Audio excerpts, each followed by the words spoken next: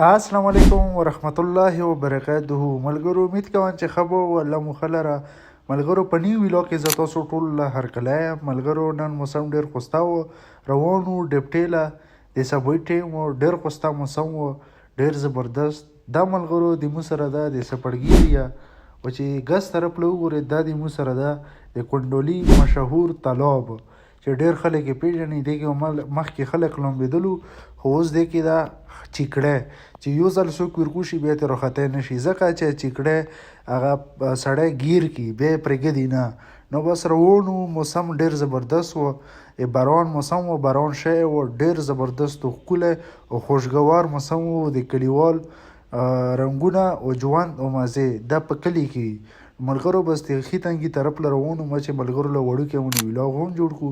په دغه ځای کې مخامخ په تاسو له ملګرو لیدلی شي چې د ښي تنګي چې کوم ماونټینز دي، غرونه دي، هغې باندې کوم لړې او دون ده، هغه بېله مزه کوي. بس واوره مې راغوستی وم ملګرو، روان وم د غره طرف له ورو ورو روان وم. بس انجوی مې کوله، ډېر ښایسته موسم و، خوشګوار موسم و، ډېره مزه یې وکړه. او چې کوم ګرینري ده د مو د ښي تنګي ډېر زبردست.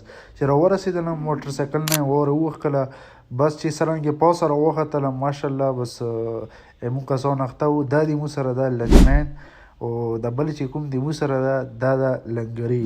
او دی چې ما ویډیو کې ما راوله پاتې نشته چې ویلې.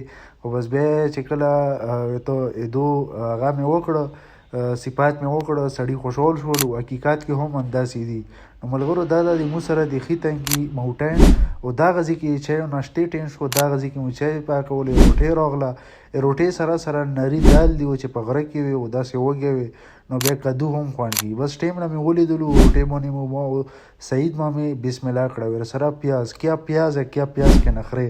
نو ملګرو دا د مو سره چپاتي روټۍ چې دې کې ډېره سوډا نه وي او بازاري ټیکالې کې سوډا ډېره زیات وي، نو دا د مو له څومره سوتیون دي ټول دا خوري، او دې کې ډېره مزه وي، ډېر خوند وي.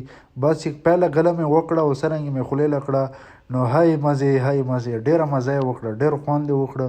نري دال بیا ډېره مزه کوي، او چې په غره کې وي، نو غره کې هر یو شی خوند کوي. ارمان د که سبزي وي که غوښه وي څه شی وي. بس هغې نه پس چې ناشته مې وکړه، بس چای مې راته لچمین راواخیستلی، چای مې ورته ګرمې ګرمې وڅښلې، د موسم ریلیټډ چای وي. د چای نه مو سره یې ګوټ وکړه، ډېرې زبردستې خوندورې چای راغلې وې او ډېره مزه یې وکړه ملګرو. دا د مو سره بیا لچمین وړه پکې وکړه، چې وړه وي چای وي او داسې په ټاپ باندې ناست وي، نظارې مخامخې ته لیدی شي ملګرو. د هغې ویو بیا ډېر خوند او ډېر مزه وي. سعید مامې سره مې ګپ لګول ما چې وړه خو ډېره فینټاسټیک او ډېره زبردسته ده، ډېره مزه یې وکړه.